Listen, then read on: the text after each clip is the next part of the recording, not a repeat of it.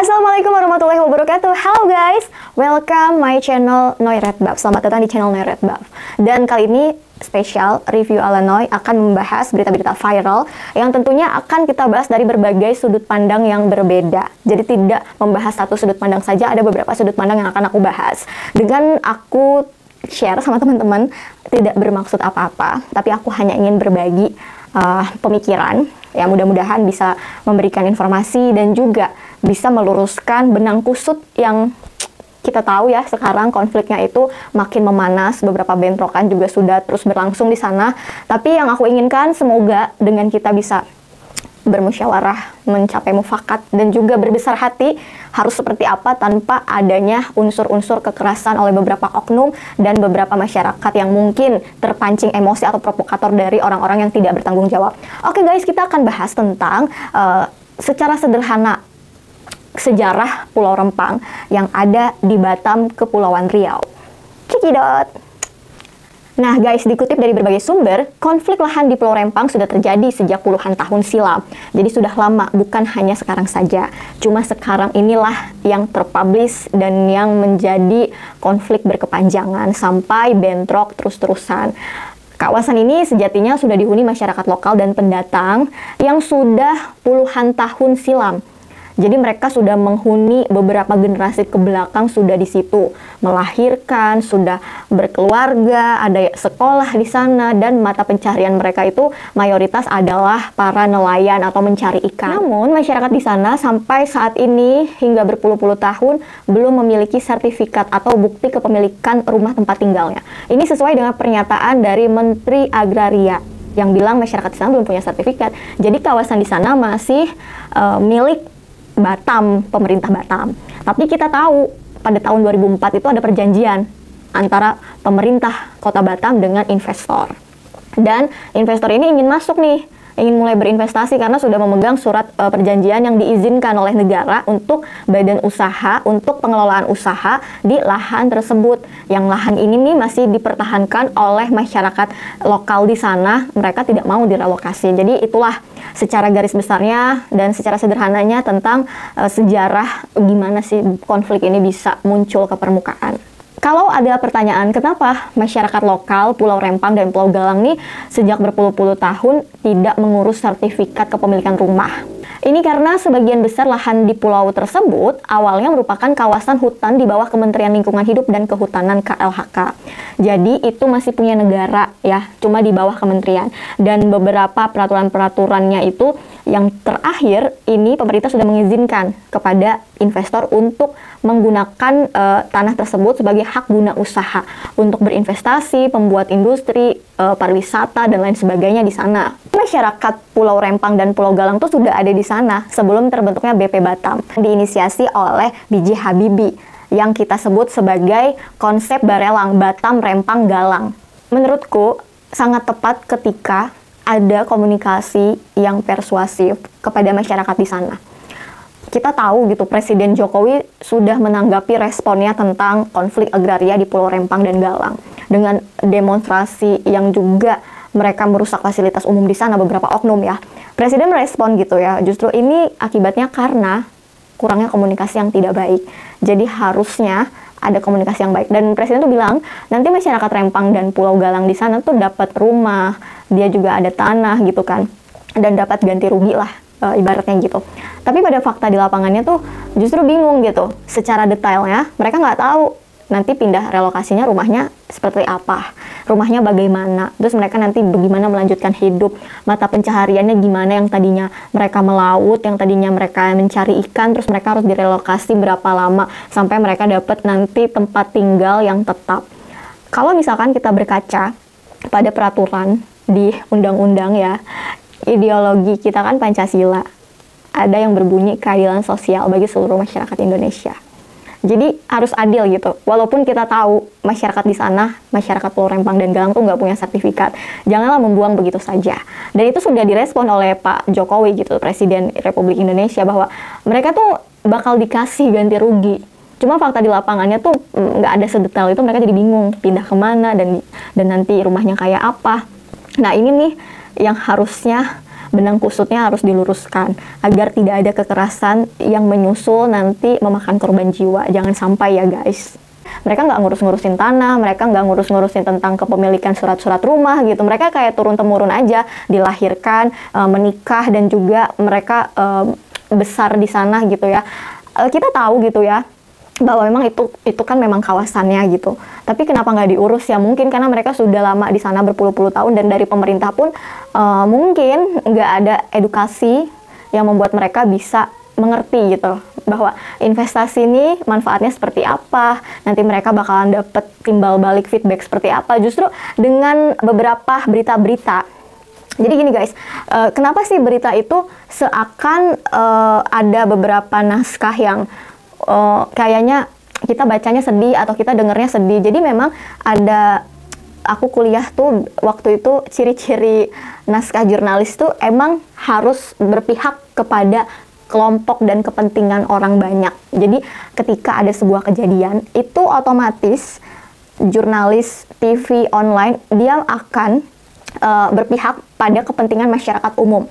Dan kita tahu media-media kita berpihak pada masyarakat umum. Kita juga tahu beberapa tayangan-tayangan berita-berita itu ada beberapa momen yang sedih ya, ketika ada momen anak kecil kena gas air mata sampai sesak nafas gitu kan.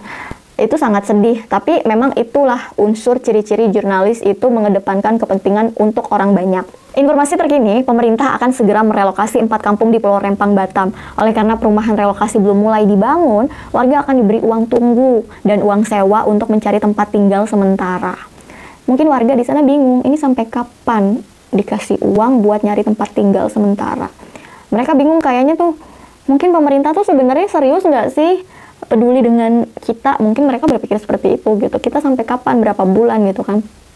Kenapa nggak dari dulu-dulu aja tuh relokasi dibangun gitu, disiapkan dulu nih sebelum pematokan, sebelum eksekusi relokasi itu aparat-aparat turun ke lapangan untuk matok-matok itu, lahan-lahan dipatok. Kenapa nggak disiapin dulu nih buat warganya, biar warganya itu bisa aman dan tenang, dipindahkan dulu biar bisa melanjutkan aktivitasnya seperti sekolah, mereka mencari nafkah. Kayaknya tuh terlalu terburu-buru atau kurang persiapan nih. Nih guys, jadi beberapa para demonstrasi itu kan sempat ingin bertemu, ingin bercakap langsung dengan Pak Wali Kota Batam nih, Pak Rudi kan. Terus berdemonstrasi. Ada beberapa oknum para pendemonstrans itu merusak fasilitas umum nih. Ini yang nggak aku suka, karena dibangun itu pakai uang negara, pakai uang rakyat, pakai uang pajak gitu. Dengan beberapa jam dirusak begitu aja. Sama aja kan itu merugikan juga. Makanya kenapa beberapa provokator yang diduga menjadi orang yang merusak fasilitas di sana, melempar batu, merusak pagar, itu ditangkap oleh Pak Polisi. Karena bukan mereka nggak boleh untuk mendemonstrasi dan memberi aspirasi, bukan yang nggak boleh. Bahas tentang apa yang nanti diterima oleh masyarakat Pulau Rempang dan Pulau Galang. Nah, ini Wali Kota Batam, Pak Rudi, mengatakan pemerintah akan menyiapkan lahan seluas 450 hektar di Pulau Galang untuk relokasi warga Pulau Rempang. Sebanyak 2.700 rumah tipe 45 akan dibangun. Setiap rumah berdiri di atas lahan 500 meter persegi. Baru akan ya. Jadi belum ada. Jadi pantas aja masyarakat ini merasa kecewa dan merasa marah gitu ya, karena kenapa kita disuruh pindah, tapi kita nggak tahu kita pindah kemana, rumahnya kayak apa, bentuknya kayak gimana, tempatnya kayak apa. Relokasi itu diperlukan untuk mendukung berjalannya pembangunan yang akan dibangun pabrik, industri oleh investor. Sebenarnya gini guys, kalau kita bahas tentang investasi, aku setuju. Investasi itu sangat diperlukan oleh suatu daerah. Aku merasakan ada di provinsi yang nggak ada sama sekali Alfa dan Indomaret. Dan aku jauh dari kota. Dari tempatku, kalau mau ke bandara itu 4,5 jam. Dan bandara itu adanya di tengah kota. Tidak ada jalan tol, masih jalan-jalan biasa. Dan ketika kalau hujan deras datang, itu suka longsor. Dan nggak bisa, aksesnya cuma satu. Nggak bisa lewat jalan alternatif lain, dan cuma satu itu aja. Bayangkan ketika dalam 2 jam perjalanan, tengah jalan, ada badai, ada hujan deras, tiba-tiba longsor, kita harus putar balik pulang ke rumah lagi. Nggak bisa melanjutkan untuk ke kota. Iya, tapi belum pernah terjadi sih sampai sekarang ya, alhamdulillah ya, masih aman-aman aja. Tapi kadang itu jarak itu kan membutuhkan adanya akses. Nah, yang akan dibuat Pak Jokowi pemerintahan itu adanya akses pembangunan industri pariwisata dan juga adanya beberapa sektor yang dikembangkan di sana, seperti pabrik kaca yang disebut-sebut oleh anggota DPR. Di sana kita butuh itu, karena kita nggak mungkin minta sama orang tetangga impor dari luar terus gitu kan, minta terus ke negara lain. Kita pengen gitu kan untuk punya made in sendiri. Ada salah satu omongan yang aku dapat ini, tempat ini mungkin akan lama berkembangnya. Dia bilang ya, provinsi ini akan lama berkembangnya karena para investor tuh males mau berinvestasi di sini. Kepengurusan tanahnya itu sangat ribet. Jangankan investor, pemerintah mau bikin jalan tol aja kurang lebih mangkrak 4 tahun. Dan pembebasan tanah aja itu alot banget, karena mereka mempertahankan tanah pusaka, tanah nenek moyangnya, karena mereka punya sertifikatnya, dan mereka nggak mau ngejual. Pengennya mungkin sistemnya sistem sewa, atau nggak mau sama sekali disewa, atau nggak mau sama sekali dijual. Jadi ya mangkrak sama 4 tahun kurang lebih pembangunan jalan tol. Aku merasakan guys, gimana susahnya aku ke bioskop harus 4,5 jam, dan nggak pernah ke bioskop, nggak pernah ke tempat yang aku pengen gitu, karena aksesnya tuh sesulit itu gitu kan. Ya tapi memang gitu ya, kalau dibandingkan dengan provinsi sebelahnya, memang jauh banget perkembangannya, jauh gitu, tertinggal kan. Dan di sini juga daya jual, daya beli masyarakatnya kurang gitu. Jadi ketika nggak punya tanaman sendiri, nggak punya pohon sendiri, kalau kita beli harganya lumayan. Kalau di sini kan banyaknya perkebunan, jadi mereka nanam sendiri, punya kebun sendiri. Jadi daripada beli, mending nanam sendiri. Kebayang kan orang yang nggak punya kebun di sini cuma singgah selama beberapa tahun, terus nanti harus pindah lagi. Tapi kalau kita bahas tentang investasi itu sangat menguntungkan berbagai pihak. Kita bisa analogikan seperti simbiosis mutualisme. Kita jangan pernah berpikir bahwa itu mau untungnya aja, mau menindas rakyat kecil. Karena jujur aja ya guys ya, aku kalau melihat pemerintah itu ada beberapa momen yang aku tuh ngerasa, kok aku nggak percaya ya, kok aku mau aja dibohongin sama berita hoax, sama berita-berita bohong yang memberikan kesesatan berpikir. Jadi waktu itu kan COVID, ada beberapa pembahasan tentang konspirasi dan lain sebagainya gitu ya, dan aku nggak percaya COVID itu ada gitu kan. Dan setelah aku merasakan omahku meninggal karena COVID, dan aku pun merasakan COVID itu sendiri di badan aku, barulah di situ aku mikir, kenapa ya nggak percaya sama informasi pemerintah gitu yang terus gitu gembor-gembor gitu kan. Jadi di situ aku belajar gitu bahwa orang yang menduduki jabatan tertinggi, anggaplah presiden, dia itu sudah diberikan kepercayaan oleh Allah gitu kan. Dia sudah diberikan kedudukan tertinggi di mana dia memiliki kebijakan yang bisa menolong banyak orang. Terlepas tidak semua orang tuh 100% sempurna gitu, karena ada beberapa hal yang mungkin ketidaksempurnaan itu dimiliki oleh kita gitu ya, manusia gitu, karena manusia biasa gitu ya. Dan di situ tuh aku mikir kayak, ya pemerintah itu mengeluarkan kebijakan pasti akan ada dampak positif untuk masyarakatnya, akan ada dampak yang bisa memberi perubahan. Contoh ketika pembangunan kereta cepat gitu kan, banyak orang yang kayak, ngapain sih kita ngutang, ngapain sih kita ini gitu ya. Enggak, kita kalau nggak gitu kapan kita maju gitu, kapan kita berkembang, dan kapan kita bisa punya gitu kan. Walaupun kita tahu gitu seiring berjalannya waktu di negara manapun itu pasti akan ada utang gitu kan. Ya kita tahulah, kita nggak bisa berdiri sendiri tanpa sokongan atau bantuan dari orang lain. Karena kan di hidup ini kan ya sebagai makhluk sosial kan saling membutuhkan. Begitu juga dengan investasi, perkembangan proyek, perkembangan suatu daerah gitu kan. Jadi bisa kita simpulkan di video ini, kalau menyimpulkan itu kan dengan beberapa sudut pandang ya. Aku nggak nyalahin masyarakat, nggak nyalahin pemerintah, tapi ada beberapa hal yang harus digarisbawahi. Kok nggak dipersiapkan dengan matang gitu kan. Jadi warga tuh bingung kalau meninggalkan tempatnya di sini, mereka bagaimana, nanti bagaimana gitu kan, masih tidak ada gambaran jelas, jadi bingung. Tapi kan mereka akan mempertahankan. Sulit loh untuk kita meninggalkan daerah kelahiran kita. Aku ya merantau, meninggalkan daerah tempat kelahiranku tuh sedih banget.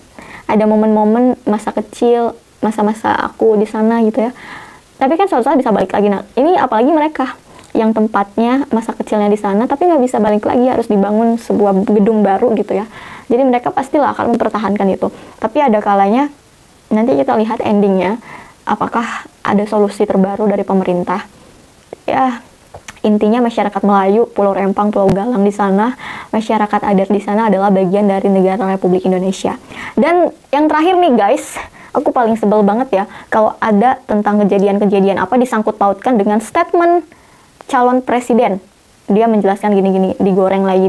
Bahkan ada komen gini loh, kan ini kan bukan soal siapa pemimpinnya, tapi ini kan dalam segi organisasi, kita nggak bisa bicara pemimpin. Kita bicara tentang bagaimana struktur-struktur di bawahnya itu berjalan. Jadi kalau misalkan Rempang konflik agraria, jangan nunjuk satu orang pemimpin, jangan. Karena kan itu ada struktur-struktur di bawahnya, dan presiden tidak bekerja secara sendiri gitu kan, tidak one man show sendiri. Ada di situ para bawahan-bawahan yang tergabung dalam pemerintahan di pusat gitu kan. Dan ini kan sudah beberapa tahun yang lalu gitu, berganti dari saat 2004 sampai sekarang kan ganti-ganti pejabat daerah di Batam. Jadi yang aku pengen kayak bukan sebel sih, tapi kayak apa banget. Jadi ada komenan gitu, pilih si A lebih baik membela masyarakat Melayu. Jadi dimanfaatkan oleh beberapa oknum yang jadi ajang promosi gitu. Menurutku sih kasus Pulau Rempang ini bukan salah si A si B, tapi ada beberapa struktur yang harus diluruskan. Udah kusut dari sananya, tiba-tiba pada zaman inilah kita meluruskannya, dan kita pasti ya harus cinta damai gitu.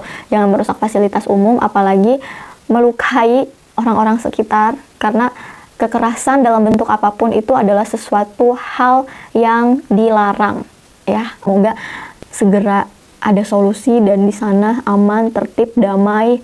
Kita tahu bahwa investasi itu tujuannya baik, tapi ada kalanya segala sesuatu harus dibicarakan dengan waktu yang cukup lama, tanpa harus terburu-buru, tanpa harus memaksa orang untuk pergi. Kita tahu mereka nanti bagaimana melanjutkan kehidupannya seperti apa, dan negara harus ada dan berpihak kepada masyarakatnya. Thank you so much udah nonton video ini. Kita ketemu di next video berikutnya. Bye. Wassalamualaikum warahmatullahi wabarakatuh.